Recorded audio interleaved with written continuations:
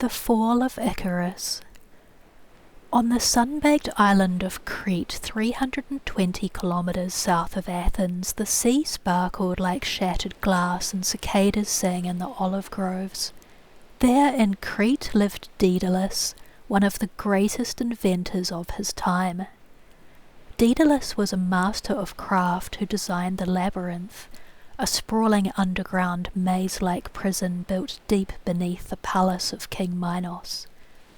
The labyrinth was designed to hold the terrifying Minotaur, a beast with the body of a man and the head of a bull, born of a curse the gods had laid upon the king's house. The labyrinth maze was so cunning in its turns and dead ends that no man could escape it. Daedalus alone knew the labyrinth's secrets.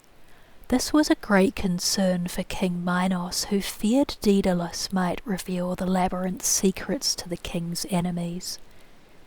These fears materialized when Daedalus helped Theseus, a foreign prince, slay the Minotaur and escape the labyrinth. Ariadne, King Minos's daughter, had fallen in love with Theseus, and she begged Daedalus to help Theseus navigate the labyrinth. Daedalus advised Ariadne to give Theseus a ball of twine to help him find his way back out after killing the Minotaur. Furious, King Minos imprisoned Daedalus and his son Icarus in a high stone tower cut off by cliffs and the sea. Daedalus and his son were imprisoned by isolation as they had no means to escape by boat. But as a brilliant inventor, Daedalus would not be caged for long. Using fallen feathers from seagulls and melted candle wax, he began to craft 2 sets of wings to carry him and his son across the open sky. He shaped each feather carefully, layering them thickly to create large pairs of wings, and binded them with wax. The wings were beautiful like the wings of an angel. He taught Icarus how to fly by catching the wind and rise on the currents like the birds above. When the wings were finally ready, he turned to his son. "These wings can carry us to freedom," he announced, strapping them on. "But remember, fly neither too low or the sea spray will weigh you down, nor too high or the sun's fire will melt the wax." Icarus, bright-eyed and excited, nodded as he listened to his father. Together they leapt from the tower into the air, and the wind took them into the sky. The taste of freedom was sweet. Below, the ocean shimmered. Above, the clouds parted. Daedalus flew steadily, eyes fixed on the distant horizon. But Icarus, he soared.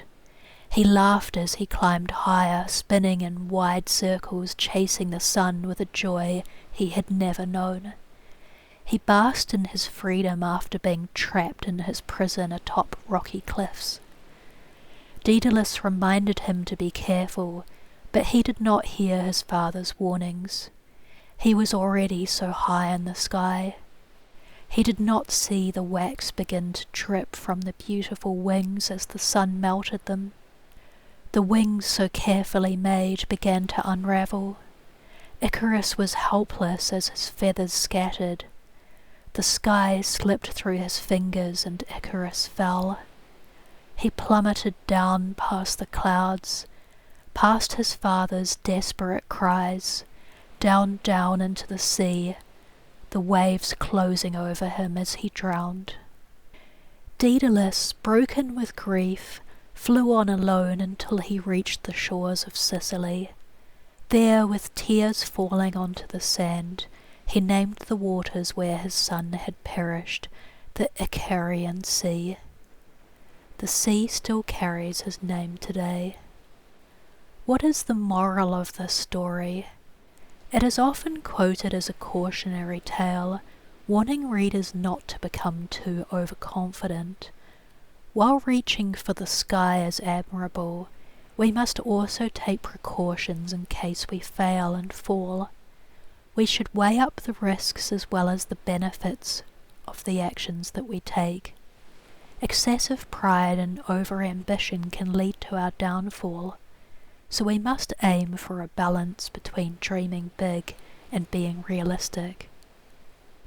Icarus is also a young man who doesn't listen to his father's good advice and instead chooses to go on a joyride. The Fall of Icarus cautions young arrogant men to listen to the wisdom of their parents. The story teaches young people to respect their elders and listen to their advice. The tragic tale of Icarus warns against disobedience.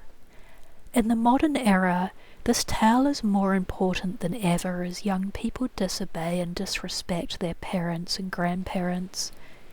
As Western nations continue to decline, we should spend more time with the elderly and listen to their experiences and learn. Stay strong.